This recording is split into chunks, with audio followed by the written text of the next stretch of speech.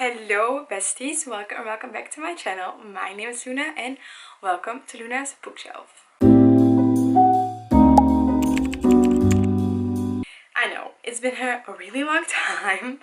The last video I filmed, I said I was back and then I disappeared again for like almost a month, I think. I'm so sorry, but school got busy, other things got busy. I didn't really feel like filming, but I hope to be back now. We're going to see. I'm going to try my best. I'm not going to promise anything. We're just going to try and see how everything goes. But in today's video, I'm going to show you my summer TBR. It's today the 1st of July and summer already started, but summer vacation is now officially started in my opinion. And I'm going to show you all the books I hope to read in the months of July, August and a part of September. I've got quite a books to go through, so I would say let's get into the video. So I have made already a post on my summer TBR on Instagram, so you may have seen it because I made it in my book journal. But I've got 6 books I have physically to show you, and then there are quite a few other books that I don't own physically. Either I'm not going to buy them. I think there are 3 books and one book there are 2 books I have on my Kobo and 2 I'm definitely not going to buy, but maybe there's one I'm kind of in between, but I don't know yet. But I would say let's get started, enough talking and let's get to business. So the first book is No Matter What by Cara Stone. I read Promise Me Sunshine by her last year and I've seen really a lot of people really loving this book, so I'm really excited to start it. It is about Ross and Finn. They can't look each other in the eyes anymore and let alone share a bed. It's been a year since they survived a life-altering accident and their marriage hasn't been the same. But Ross has held out hope that they can fix things. Until she discovers Finn has signed a new lease. So she does what any soon-to-be divorced Manhattan would do, sign up for a figure drawing class. So it's about a couple that's about to get a divorce. I'm really excited where this is going to be going to. I really liked her writing style in Promise Me Sunshine, but yeah, that's the only book I read by her, and maybe if I like this one as well, I can read other books by this author. But I've seen a lot of people really loving this, so I have good hopes for it. And it's also a really cute cover, and we know we love a good cover. This book is a book I've read a couple of books by this author before, and a lot of the books that I read by her were like really high rated. And I'm really excited by this book because there are people who really love this book, I have the feeling, and also people who don't like this book at all. And that is Atmosphere by Taylor Jenkins Reid. So in this book we follow Joan, and she is going to start training to be an astronaut at the Houston Johnson Space Center. Among other candidates, they prepare for their first flight, and she finds a passion and love she never imagined and begins to question everything she believes about her place in the observable universe. Then is December of 1984 on mission STS-LR9. Everything changes in an instant. I'm really excited. I mean, Taylor Jenkins Reid really can get you invested in things you don't know anything of. So I'm really excited to see what everyone liked about this book, but maybe also didn't like. I saw a lot of people crying at the end, so we're going to see if that's going to happen to me as well, but you know, we'll see about that. But yeah, excited to see what I'm going to like about this book, or if I'm not going to like it, that's also a possibility. But either way, I'm very excited to start reading this book. And then another romance book, and that is Same Time Next Summer by Annabelle Monaghan. I also read a book by her I think last year as well, and it was summer romance, and I really loved her writing. It's just a little bit different, more like kind of Emily Henry style, and I really like that kind of books. So, and I kind of regretted I regretted not having that book physically, so I decided to now buy this book physically, and I'm really glad to have it. I'm really excited about this as well. So in this book we'll follow Sam. Sam's life is on track. She has a perfect doctor fiance, Jack. His strict routines are a good thing, really. A great job in Manhattan, unless they fire her, and is about to do a wedding venue near her family's Long Island beach house. Everything should go to plan, yet the minute she arrives, Sam senses something is off. Wyatt is here. Her Wyatt. But there's no reason for a 30-year-old engaged woman to feel panicked around a guy who broke her heart when she was 16, right? Yet, being back at the beach, hearing notes from Wyatt's guitar float across the night air from next door as if no time has passed, Sam's memories come floating back. The feel of Wyatt's skin on hers, their nights in the treehouse, and the truth behind their split. Sam remembers who she used to be, and as Wyatt re-enters her life, their connection is as undeniable as it always was. She will have to make a choice. I'm really interested to see how this goes since she is engaged. And I mean, we don't like the cheating. So I'm really excited to see how she's going to do it, and it's like still respective. But I'm also seeing now that it's like kind of different POVs. So we see Sam's POV, and we see also Wyatt's POV, and also like different timelines, the now and the then timeline. So I'm really excited to start reading this soon. Now, to switch things up, after the romance, we're going into the fantasy. This is a young adult fantasy, and it's part of a duology. I read the first book, I think 2 years ago now. Yes, I think I read 2 years ago, and I really loved the first book. And I'm also thinking of, before I read this book, maybe reread the first book first, even though I remember pretty well how the book ended, but just for the sake of it, because I just like the book so much. And that is Rebel Witch by Kristen Zaccarelli. So this is the second book after The Crimson Moth. And in the first book we follow, and in this book as well, we're going to follow Rune and Gideon. And Rune, she's a witch, and Gideon is a witch hunter.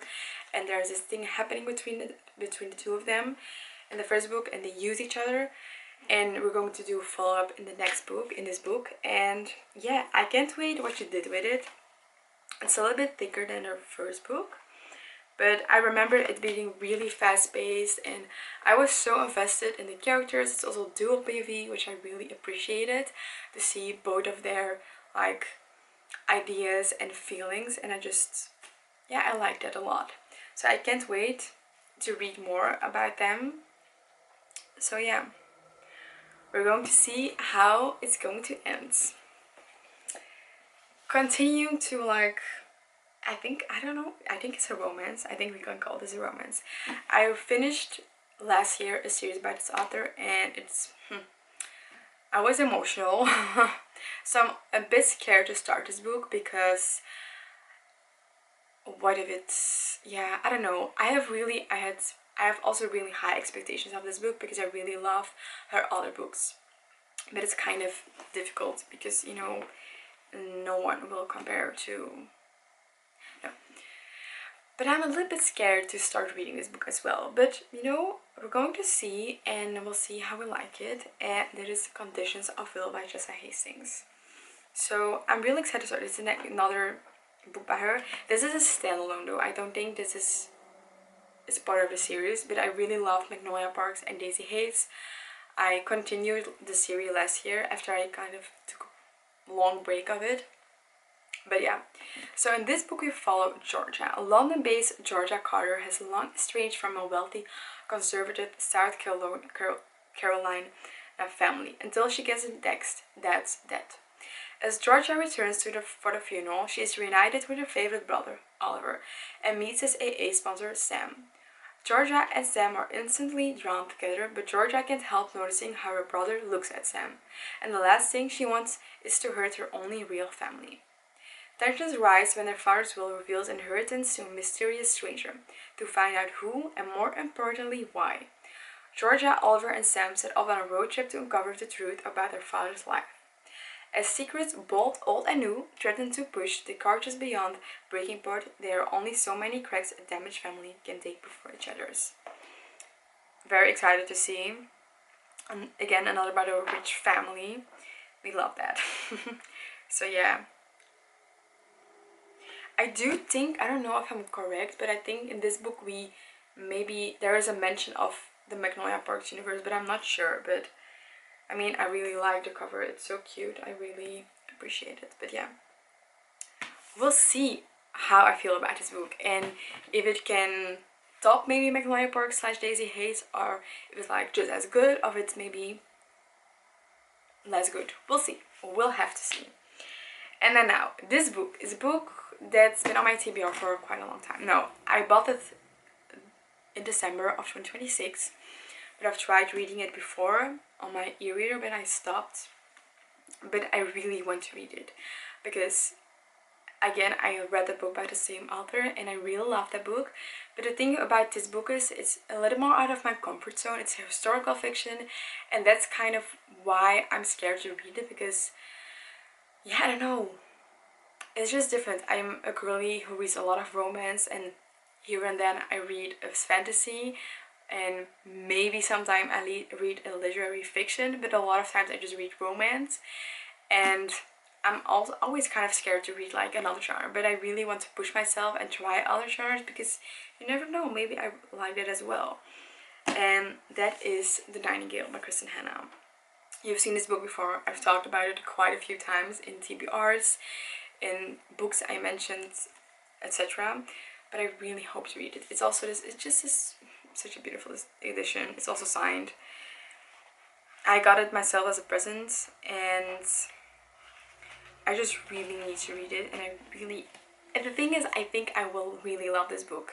And that's also why I'm kind of scared to read it, because I have such high expectations, because I think I will love it. But if it kind of disappoints, that's also so sad, you know? But yeah, so if you don't know what this book is about, it's a historical fiction, and we follow two sisters that are during the Second World War.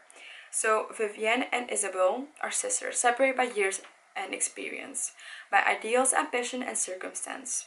Each must embark on their own dangerous path towards survival, love, and freedom in a war-torn France, in this heartbreakingly beautiful novel that celebrates the resilience of human spirit and endurance of woman. So yeah, I think this is going to be very emotional, but also a very powerful and beautifully written book, as I expect from Kristen Hanna, because I read Firefly Lane by her and I really love that book. So yeah, but we'll have to see how I feel about it. But I really hope to read it this summer, and yeah, I'm just going to have to read it this summer. Then the other three books that I don't have physically, I'm going to talk about now. And two books are by the same author, and the first book is a newer release, a release that released I think in May or June, I'm not sure anymore, and that's Our Perfect Storm from Carly Fortune. I've read One Golden Summer by her last year, and I really loved that book, but I've also read two other books by her, and I didn't like those as much.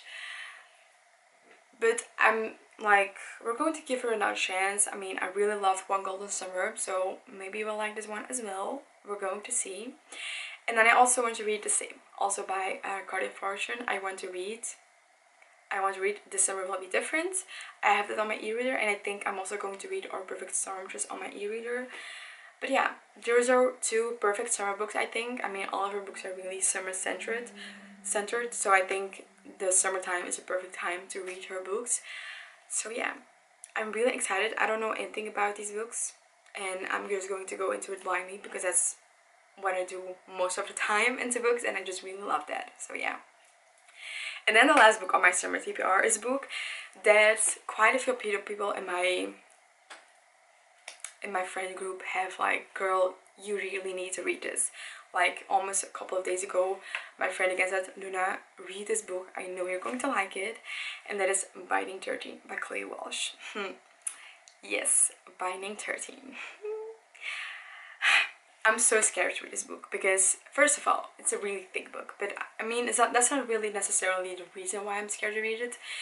It's because this book is really well loved. Like, a lot of people love this book, and that means I also have high expectations of it. And normally that I don't really care, but because two of my friends really love it, I am like, I really need to like this book. But yeah, we're going to see. Last year I had the urge to read it, and I didn't because I was in the exam period. So I'm just going to see. Hopefully I will get to it. I have it on my e-reader. It's ready to be read. So we're going to see. But yeah, that are all the books I hopefully read in the summertime. I'm really excited about all of them, but mostly I think about The Nightingale, and hopefully you will read that as well. So that are all the books I hope to read this summer. I'm really excited about all of them, and I'm mostly excited and curious to see if I'm finally going to read The Nightingale, but we're going to see at the end of the summer. Let me know if you've read any of these books and if you liked them or if you didn't like them, and what your thoughts are in the comments. So yeah, thank you for watching, like and subscribe, and I'll see you next time. Bye!